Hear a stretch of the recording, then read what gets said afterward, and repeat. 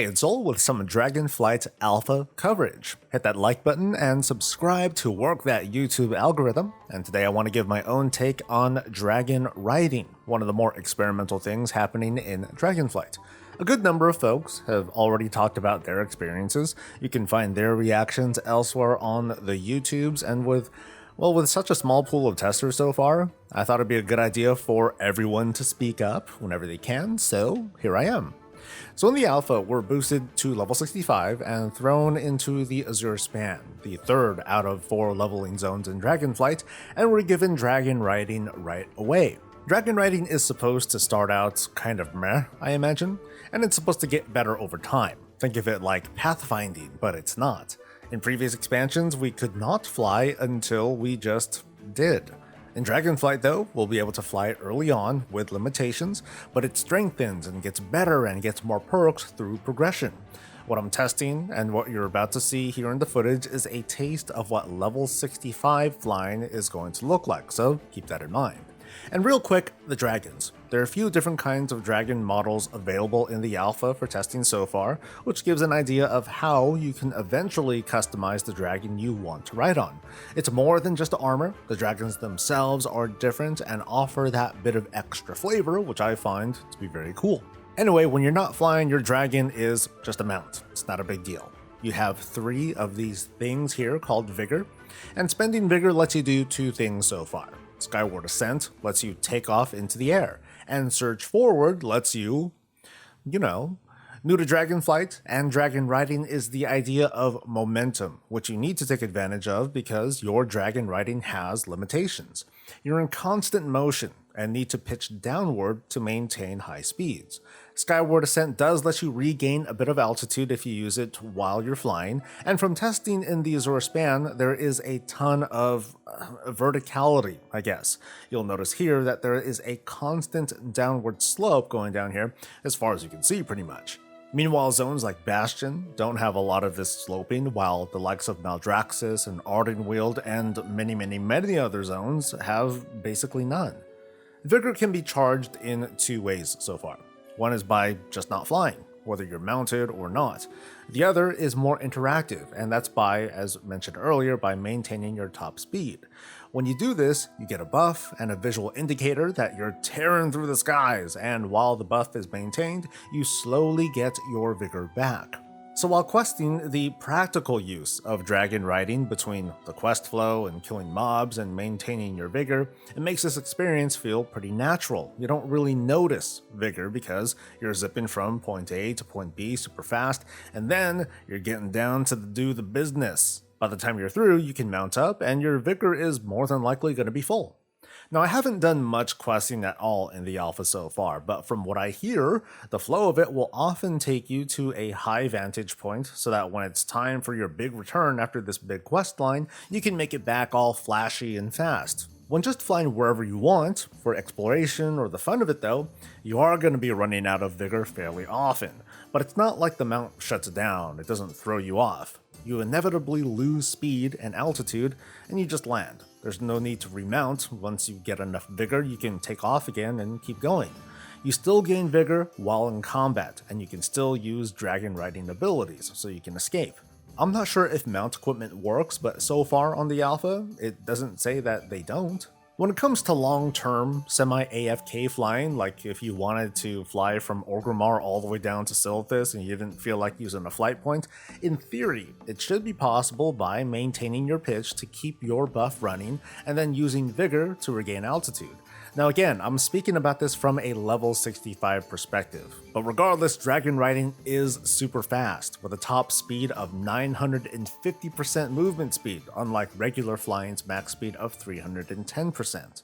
But dragon riding is not without its issues. The Azure Span is a big part of the Dragon Isles, but there are spots on the map that, if you wander to, there's no way back up and you're kinda screwed. I think this is where the Flight Master's Whistle could come in, which would definitely deteriorate the dragon riding experience, but I mean there's gotta be some solution, right? Maybe if the whistle was usable on the Dragon Isles, but it had a much longer cooldown than when used in these zones, it would indicate to players that this is more like an emergency button than something to be like a part of the daily questing experience. Or maybe these areas aren't really meant to be accessed. Future alpha builds could make it so that you die, or a dragon comes and saves us each time we wander too far off. And also, I've got to consider, again, that my dragon riding is at a low skill level. The mid and long-term design of this feature should allow us to climb these steep cliffs. The other and more glaring issue is that there are many folks out there who depend on hovering as a way to take a break from the action, or I guess pause the game. Now yeah, I know I make fun of that sometimes, but WoW players are used to that after like 16 years of swimming in the air. Some people just want zero penalties or restrictions, and they want this day one of the expansion. No logic, sheer principle. And dragon riding is a very fun glider, but in the end, you are just falling with style. The third and still very important issue is balancing this method of travel with those who have issues with motion sickness. Dragon riding is interactive. You're maintaining speed through pitch, you're probably banking left and right because you're trying to keep momentum while not trying to crash into stuff. There's the constant forward motion and the screen effects all throughout. And not everyone does great at controlling their characters with the mouse. And last I heard, the WoW team was still working on better keyboard controls for dragon riding. I can't speak to this from personal experience, but I am, trying to listen and give voice to others who do have those issues. This is a real concern to bring up. I tried turning down graphic settings and it did turn some things off, not everything. I'm not sure if it's to certain people's satisfaction. I actually think it's the constant forward momentum and the need to control that's going to throw people off for a bit. One last kind of issue that's a bit personal to me that I want to share, and that's my immersion into the world. I think back to the days of Cataclysm and how during leveling and endgame 2, I would just fly everywhere. It left me with an experience that felt less like me venturing into these lands for adventures and more like me just hopping from pack to pack, quest to quest, almost ignoring what was below me because everything was just below me. I never got to appreciate it. Watching dragon riding videos before I got into the alpha the other day, it got me anxious that the world of the Dragon Isles would feel meaningless and far below me. Fortunately, I was wrong, because this world is so freaking big, and dragon riding naturally keeps me sort of close to the ground, so I am flying over things, but there's less of a cruising altitude, if that makes sense. In the past, the world was designed to be experienced from the ground, and then flying was a reward that let you skip all of that stuff. But the world of Dragonflight is a place built for flying, with a mindfulness that blows Cataclysm world design out the water. I mean, okay, it has been 12 years, right? Dragonflight has huge visual landscapes, these big spaces between important locations, and most importantly, a design that limits flying for a little bit, so I'm definitely watching the ground. I'm seeing where I end up too. I can land in the middle of a field or a forest because I ran out of vigor, and surrounding me are these immense trees, and I'm in the middle of nowhere with just nature around me. There's something charming about that inconvenience that immerses me into the world, unlike previous expansions. I should also add that in dragon riding, progression is going to be account-wide. I presume that it'll be sort of gated, right? So I can't use an army of alts to progress faster, but we're going to learn more about that later once we can really progress. What'll be funny though is that if and when regular flying comes back to Dragonflight, as it was said by the WoW team a while back, I think it's going to feel more than a little bit awkward. Regular flying is going to feel great for the sake of just going to otherwise inaccessible places, but the raw speed of dragon riding makes regular flying feel super janky by comparison once I started switching back and forth. Speculation here, but at endgame, folks are going to be tearing through the skies between little bits of outdoor content, while maybe gatherers will still use regular mounts to get materials. But as mentioned, this depends on how reliable dragon riding becomes by the time the WoW team makes flying mounts usable again. I speculate that even before that, people are going to be messing around on the Dragon Isles, and then going back to the old zones on other characters or whatever with regular flying, and there will be takes, and they will be mixed.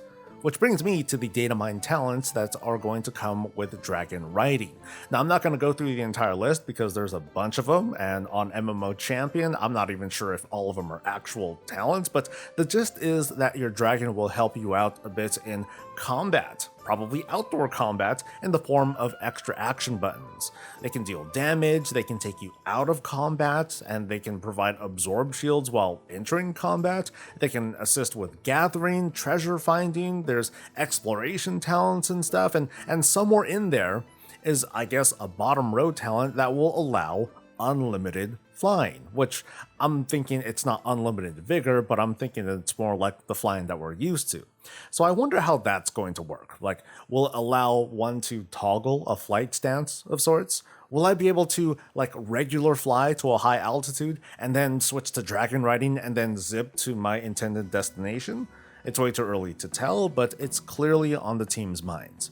Overall, I think the feel and pacing of dragon riding is a good balance between convenience and immersion, something that's, I think, has been a tough target for the WoW team to hit.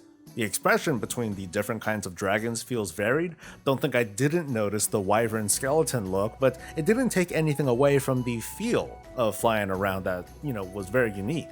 Dragon riding would not be dragon riding without a very epic outdoor world to work alongside it to deliver a really cool experience. In future builds, I'd like to see how they address falling into areas that we can't get out of, and, well, further down the line, talent are going to wildly change how we approach outdoor content. So I will return to dragon riding topics like this later in the test cycle to show you how all of that works. I was worried about dragon riding. I actually still am, but I'm way less worried now that I got my hands on it, and I hope that you folks watching get a crack at it soon, because your feedback is super important as well. But for now, what do you think of the footage? Let me know in a comment below. Don't forget to subscribe to the channel for more alpha coverage, like the video, and I will see you later. Until then, stay safe, stay healthy, and stay breezy.